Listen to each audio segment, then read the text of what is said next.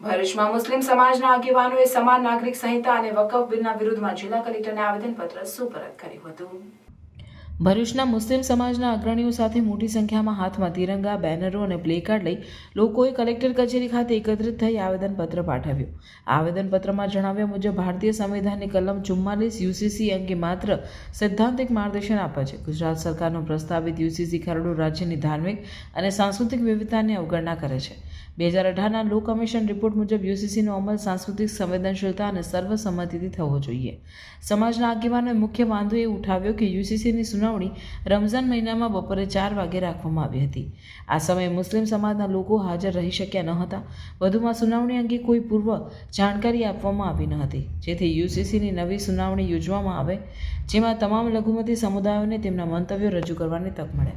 આવેદનપત્રમાં 2011ની વસ્તી ગણતરી મુજબ રાજ્યમાં 32% લોકો ગ્રામીણ પરંપરાઓ પર આધારિત છે અને 18% લઘુમતી સમુદાયો યુસીસીથી પ્રભાવિત થશે એવો ઉલ્લેખ કરવામાં આવ્યો છે। ભારતના મહામહિમ રાષ્ટ્રપતિ દ્રૌપદી મુર્મુ મેડમને ભરૂચના કલેક્ટર મારફતે એક આવેદનપત્ર આપે અને માંગ કરે કે ભારત સરકાર દ્વારા જે કાયદો લાવવામાં આવેલો છે વકફ એમેન્ડમેન્ટ બિલ, એનો અમે સખત શબ્દોમાં નિંદા કરે અને વિરોધ કરીએ અને ગુજરાત સરકાર દ્વારા જે યુસીસીનો કાયદો અમલમાં લાવવા જયેલો છે તેનો પણ અમે સખત શબ્દોમાં નિંદા કરીએ। અને એક દુઃખદની બાબત એ છે કે ગઈ એક વીક પહેલા જ્યારે અહીંયા ભરૂચમાં યુસીસીની કમિટીના મેમ્બરો આવેલા, આ યુસીસીના કમિટીના મેમ્બરો રમઝાન માસ હોય, મુસ્લિમ સમાજનો આટલો મોટો તહેવાર હોય, સાંજના 4 વાગ્યાનો સમય આપ્યો।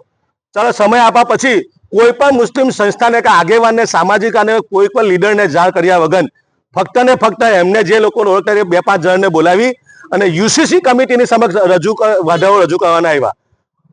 અમે ભારતના નાગરિક છે, ભારતના સંવિધાને અમને અધિકારો આપેલા છે, પરંતુ અમને અમારા આ જે અમારી સામે કાળો કાયદો લાવવામાં આવી રહેલો છે એનો અમારો જે વિરોધ કરવાનો હક પણ અહીંયાના વહીવટી તંત્રએ છીનવી લીધો।